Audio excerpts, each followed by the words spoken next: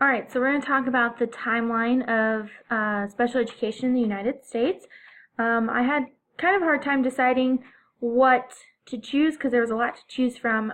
So we're going to start with the real beginning of where special education really started, which was April 15th, 1817, where the American Asylum for the Deaf and Dumb was created. I think this is an important starting point because it's really where people in the United States recognized that there needed to be some place for people who had disabilities to go and to learn. So this is really the first recognition of the need in our country. So that's why that was chosen. And then you can see on there, I'll go back here. The link there, actually, where I got a lot of my information from is a essay written by John Crowley. A lot of information, a lot of links. So if you wanted to learn more about the asylum and that history, follow that link and you can be directed there. I really like this picture of Louise Braille. Live without seeing, but be what you are. I think that's important for education. And I chose this particular piece of special education because this is where you see the first assistive device being created. It's a system of communication, which is important for students who are blind and want to communicate, and so it kind of stemmed into the creation of additional assistive devices, and this is where we really see the beginning of that in July 27th, 1834, and was created by Louise Braille. We really start to see the creation of professional associations in the early 20s, not just in education, but kind of across the board with women's movements, women's rights, and things like that. So naturally, we kind of see an empowerment in education. The Council for Exceptional Children is the first professional association which is dedicated to improving the success of education with children and disabilities.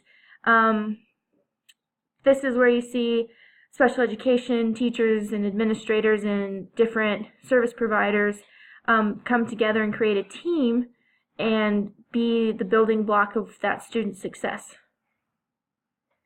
And a lot of that information can be found at www.cec.sped.org.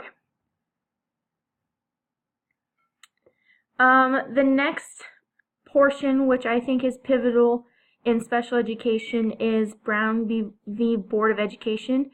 Not only because it happened here in Kansas, but because this is where you see the desegregation of schools. And this not only leads the way for equality with African American students, but it also opens the door for students with disabilities, because before they had kind of been shunned too and kind of outcasted and not really taken care of as well as they should have been. So this really opens up a lot of legal doors for more special education policies and things to be ratified and included into different bills and policies. And that's why I chose this point. It's not directly titled for special education, but this really kind of opens the door for special education to start creating acts and different legislation to help protect and provide for students with different learning disabilities and things of that nature.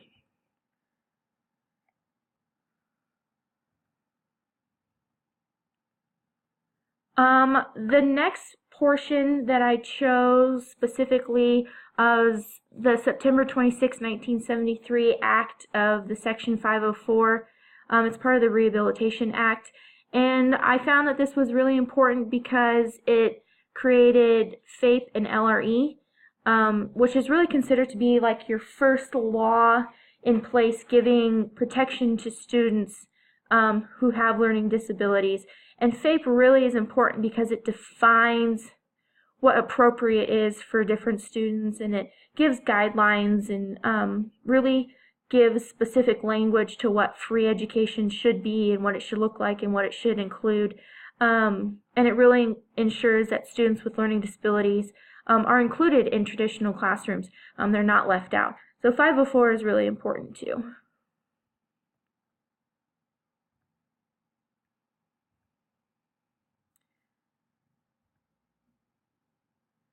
In July 28th, 1975, Education for All Handicapped Children Act was in place, and this I feel is important because it really defines and includes a due process kind of situation and act, and it is really meant to meet 4 goals, which ensure special education services are available to children who need them, and that need is really defined in the 504 plans.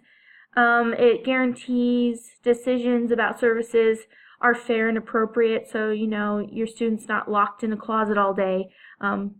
They're incorporated into the classroom and really taken well care of. And it includes specific management and auditing requirements, and it helps provide funding for different education programs. So this really is an important act in special education. And then, of course, as we learned in our first section of IDEA, first implemented October 30th, 1990, it really is it's a ratification of the 1975 Education for All Handicapped Children.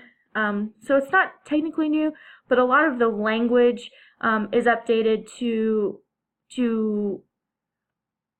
accommodate the culture at the time. So from 1990, it's a little bit different than when it was back when it first came out in 1975. So they just ratified a lot of the terms to match our culture and make it the language more appropriate for the time. And as you can see, it was ratified a couple other times, most recently in 2011, and that's kind of where we're at today in 2018 with it still. And then in July 9th, 2001, we have No Child Left Behind, and it was really a goal set to make sure children were proficient in reading and math by 2014, and it's really where you see a president really push for education and start the movement of making sure every child has equal opportunities and things like that. And what's really important about this is that it allows schools to have flexibility in how they use their federal education funds. So that is important for special education because a lot of that funding can be used how that program sees fit, and they don't have to have it specifically allocated to one thing. So that's really beneficial for special education, in my opinion. And let's throughout history, after doing this project, where I started all the way from 1817 with Louis Braille and the basic invention of Braille to May 1954, Brown v. Board of Education, to 1990 with IDEA, to 2001 with No Child Left Behind. We're seeing progressive movements for equality in education, and I think that's the biggest thing that comes down to education is equity and equality.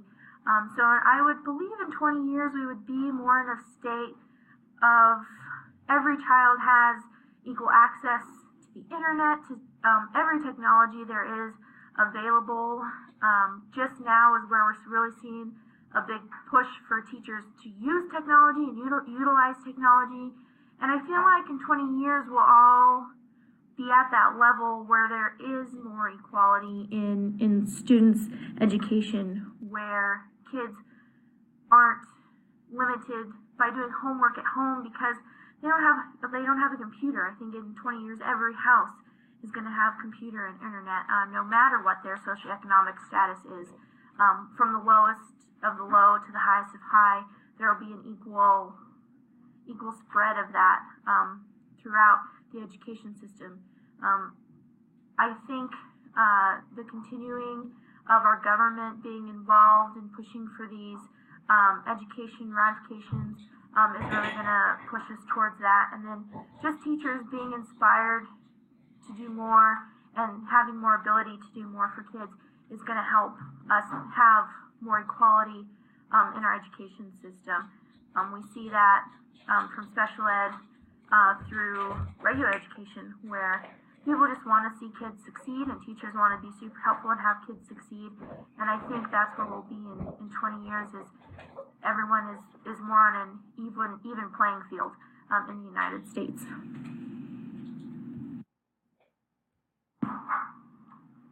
As we've seen throughout history.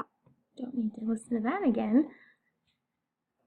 All right, and then that'll be my timeline of the important things I think are the progression of, sorry about that, the United States special education system.